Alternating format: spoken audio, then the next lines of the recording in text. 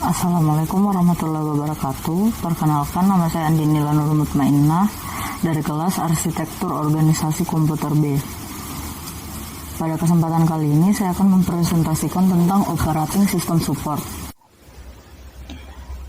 Pada slide pertama, operating system dapat diartikan juga otak dari komputer yang mengelola fungsinya, termasuk manajemen atau pemantauan sistem, manajemen layanan komunikasi dan jaringan.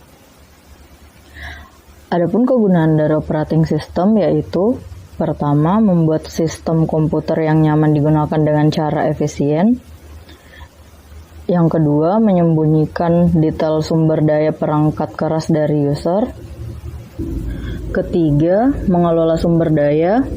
Keempat, melacak siapa yang menggunakan sumber daya. Materi ketiga adalah tipe-tipe operating system. Pertama, ada interactive system, yaitu operating system yang bergantung pada inputan pengguna dan user komputer saling berinteraksi.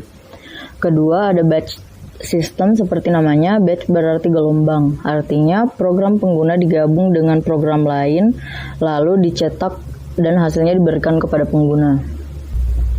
Materi keempat ada scheduling, yaitu penghapusan proses bertujuan untuk efisiensi. Terbagi menjadi 3. Pertama, long term scheduling berfungsi untuk memilih program yang akan diterima untuk diproses. Yang kedua, short term memory untuk meningkatkan kinerja sistem dengan mengubah status dari siap di queue menjadi berjalan ke CPU.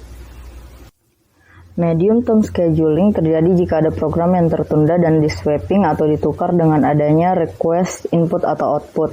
Proses yang ditukar dari memori utama ke memori sekunder. Memori manajemen dilakukan untuk efisiensi dan efektivitas memori. Terbagi menjadi 7 bagian. Yang pertama, pada memori swapping atau biasa disebut menukar proses. Swapping adalah mekanisme menukar proses sementara dari memori utama ke penyimpanan sekunder, sehingga memori utama tersedia alokasi untuk proses lainnya. Penukaran proses terjadi karena adanya proses yang ditunda. Penundaan proses terjadi karena adanya permintaan untuk input dan output. Seperti yang terlihat pada gambar, proses P1 dipindahkan ke memori sekunder karena ada permintaan input-output. Ditukar dengan proses P3.